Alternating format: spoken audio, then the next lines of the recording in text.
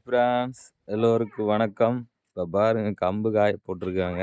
அது கம்பு தான் தெரியும், ஆனால் அது எப்படி வரும்னு தெரியாது. பாருங்க, இதுதான் கம்மங்கருதுமாங்க. இதுலேருந்து தான் கம்பு வருங்க. சில பேர்த்துக்கு தெரியாது. இந்த வீடியோ பார்த்து தெரிஞ்சுக்குங்க. கம்பு பாருங்க, இப்படிதான் இருக்குங்க கம்பு.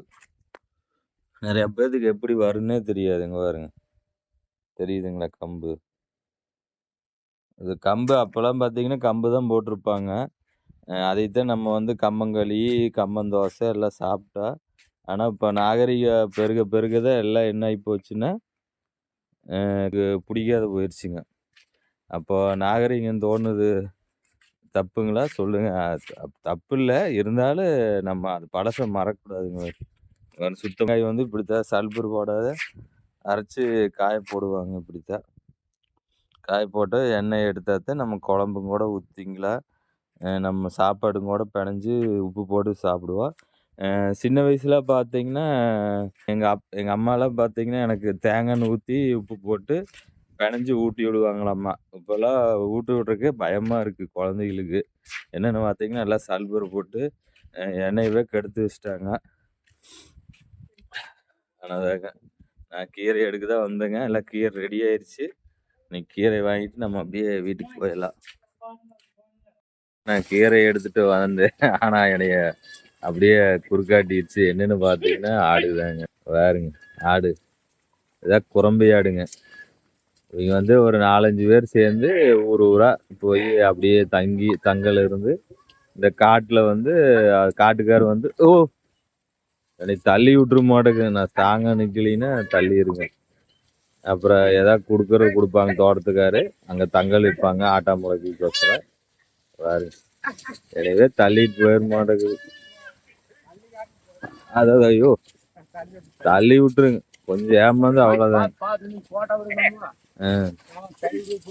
அதாங்க ஒரு 2-3 ஆடு என்னைய அப்படியே தள்ளி விட்டு போயிட மாட்டேங்க வண்டியோடைய. என்ன ஊருங்க ஐயா? சூலூருங்களா? சூலூர்ல இருந்து ஆடு மேய்க்கிறீங்க? பாருங்க காவல்காருங்க, வேறு எத்தனை பேர் இருக்காங்க பாருங்க. காவல்காரு உள்ள நிறைய இருக்காங்க காவலுக்காரு. பாருங்க ஃப்ரெண்ட்ஸ், ஆடு வந்து என்னைய குறுக்காட்டிடுச்சு. அதனால் அப்படியே நான் நின்றுட்டேன். இல்லைன்னா போக முடியாது. வழி பார்த்தீங்கன்னா குறுகலாக இருக்கு, ரொம்ப குறுகலாக இருக்குது. அப்படிதான் ஆச்சு, ஆடு என்னைய குறுக்காட்டிடுச்சு. இன்றைக்கும் குறுக்காடிச்சு. நேற்று கூட ஒரு சைடாக போயிட்டு இருந்தேன், ஆனால் இன்றைக்கி வந்து சைடாக போக முடியலைங்க. அப்புறம் வீட்டுக்கு தான் கிளம்பிட்டுருங்க. பாருங்க கீரை எடுத்தாச்சு. இப்போ பாருங்க கீரை தோட்டத்தில் தண்ணி இல்லாத நல்லா போட்டிருக்காங்க.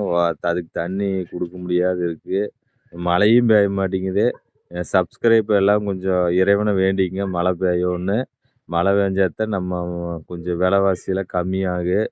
நீ மழை இல்லைன்னா வெள்ளாமை விவசாயம் எதுவுமே இருக்காது, விளைச்சல் எதுவுமே இருக்காது. அப்புறம் விலையும் ஏறிட்டுருக்கு. அரிசி விலையும் கூட ஏறிடுச்சுங்க. இப்போ 1600 சிப்பு எடுத்துகிட்டு இருந்தால் இப்போ 1700ன்னு சொன்னார்.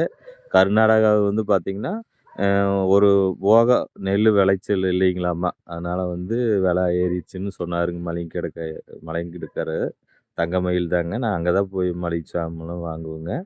அவர் தான் சொன்னாருங்க. ஏன்னா வந்து உங்களுக்கு வந்து உயிர் சக்தியே வந்து மழை தாங்க. மழை இல்லைன்னா எதுவுமே இருக்காது, கீரை இருக்காது. ஒரு களை செடியெல்லாம் போட்டாங்க, எல்லாம் காஞ்சி கிடக்கு, அதுக்கும் தண்ணி இல்லைங்க. அப்படி போயிட்டுருக்குங்க. சரி ஃப்ரெண்ட்ஸ், இது ஒரு சின்ன வீடியோ. நெக்ஸ்ட் அடுத்த வீடியோ பார்க்க எல்லாத்துக்கும் பாய்.